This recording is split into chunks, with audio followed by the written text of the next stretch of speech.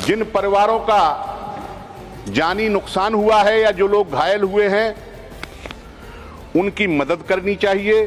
एक माहौल बनाया गया कि मुसलमानों से कोई सामान नहीं खरीदा जाएगा और मुसलमानों के ढाबे और ठेले रास्तों पर नहीं लगने देंगे। उसके बाद जो भगदड़ वहां पड़ी है कुंभ के अंदर, इलाहाबाद की, प्रयागराज की कोई मस्जिद, कोई मजार का प्रांगण ऐसा नहीं था जिसमें श्रद्धालु शरणार्थी के रूप में एक एक दिन और दो दिन उसके अंदर ना रहे हों। सर दोस्तों, स्वागत है आपका हमारे YouTube चैनल SK News 21 पर।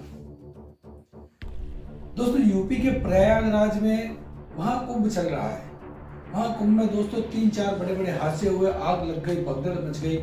दोस्तों, भगदड़ मचने के जस्ट पहले, कुंभ शुरू होने से पहले योगी जी ने कहा था कि मुसलमानों को आना मना है, मुसलमानों की एंट्री बैन है, मुसलमानों को ना तो कुंभ में आना चाहिए, ना वो यहाँ पे दुकानें लगा सकते हैं।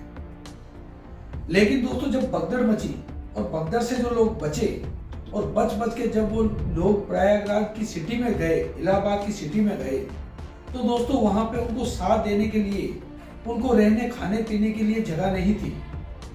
तो सबसे पहले आगे आए दोस्तों मुसलमान, प्रयागराज के मुसलमान, इलाहाबाद के मुसलमान। और दोस्तों उन्होंने अपने हिंदू भाइयों के लिए मस्जिदें खोली, अपने मदरसे खोले, अपने घर खोले, अपने स्कूलें खोली, ताकि अपने उनके हिंदू भाई दर बदर ना भटके, ना किसी को भटकना पड़े ऐसी सर्दी में।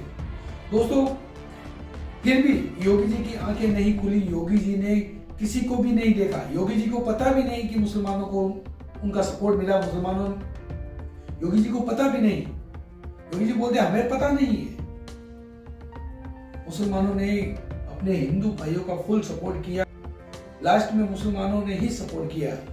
उसके बाद में ना तो किसी नेता ने मुसलमानों के फेवर में कुछ बोला और ना संसद में किसी ने बोला। आज देखिए दोस्तों, ये एक मुस्लिम विधायक, ये एक मुस्लिम नेता जो आज संसद में खड़ा होकर मुसलमानों के लिए, परिवारों का जानी नुकसान हुआ है या जो लोग घायल हुए हैं उनकी मदद करनी चाहिए।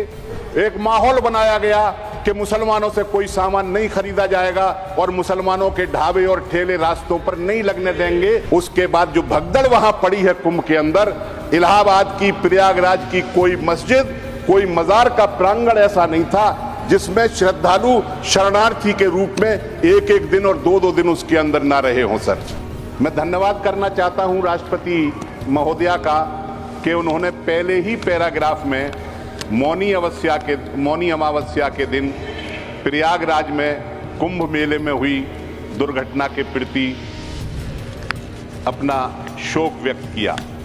लेकिन इस काम को करने में सरकार को, और खासतौर से उत्तर प्रदेश की सरकार को, काफी घंटे लग गए थे और आज तक उत्तर प्रदेश की सरकार उस दुर्घटना में मरने वालों की, हताहत होने वालों की सही संख्या नहीं बता पाई है।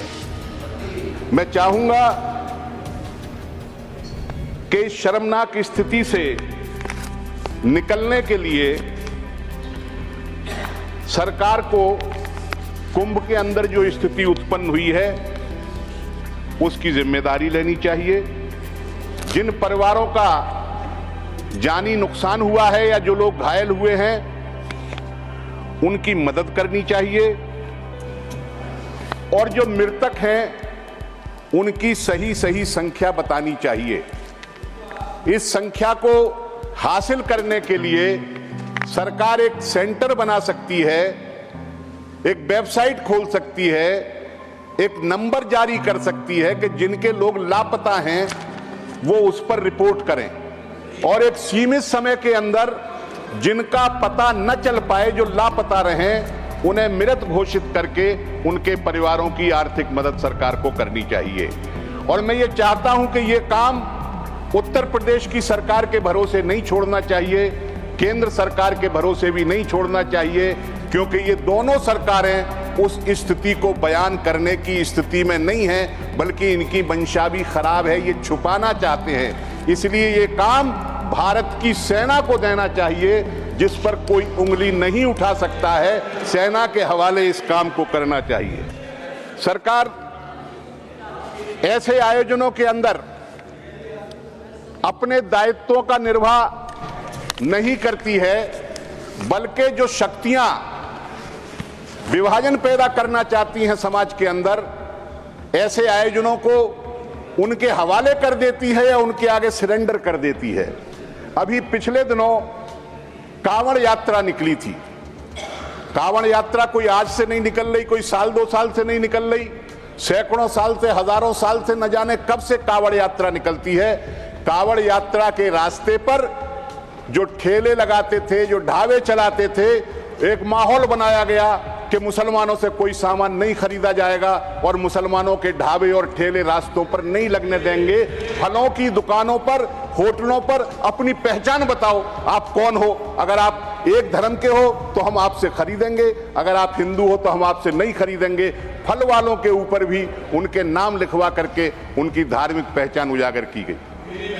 सर, कुंभ के अंदर क्या माहौल बनाया गया? कुंभ के अंदर माहौल बनाया गया कि हम मुसलमानों को नहीं घुसने देंगे, इसके अंदर नहीं आने देंगे, नई दुकानें लगने देंगे। कौन थी ये ताकतें? सरकार उन्हें रोकने के लिए क्या कर रही थी? कौन से मुसलमान डिमांड चार्टर लिए फिर रहे थे कि हम जरूर कुंभ के अंदर जाएंगे? किसको रोकने की बात कर रहे थे?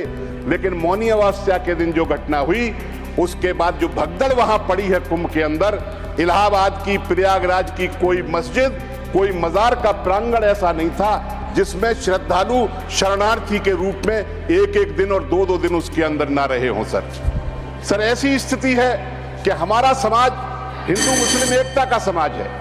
इस समाज के अंदर अगर हिंदू मुस्लिम के नाम पर भेद किया जाएगा तो वो स्थिति अच्छी नहीं होगी। आखिरी बात मैं ये कहना चाहता हूं सर, बड़ा जल्दी हमारा समय आपने कर दिया सर। मैंने नहीं किया, समय अपने आप पूरा हुआ सर। हमसे कम मेंबर्स की मैंने रोका नहीं। ज्यादा आप जानते हैं कि राज्यपाल का पद संवैधानिक पद, उस पर टिप्पणी नहीं कर सकते आप। आपने किया, वो रिकॉर्ड में नहीं जाएगा। प्लीज आप बोले। सर, ऐसी कोई मैंने टिप्पणी नहीं की। सर, आखिर में मैं ये कहना चाहता हूं कि हमारे समाज के अंदर एक बड़ा मसला बहुत दिनों से चल रहा है, आरक्षण का मसला। आरक्षण पर लगातार हमला हो रहा है और आरक्षित पदों की संख्याएं कम हो रही हैं। निजीकरण होने की वजह से जो नौकरियों की संख्या है वो भी कम हो रही है। हम ये चाहते हैं कि पिछड़े वर्गों की जो प्रतिनिधित्व है सरकारी नौकरियों में, वो आबादी के अनुपात में दिया जाए। इस संबंध में सर मैंने एक निजी विधेयक भी पेश किया था, लेकिन सरकार ने उस विधेयक को भी बुलडोज कर दिया और उसे कार्य सूची से हटा दिया।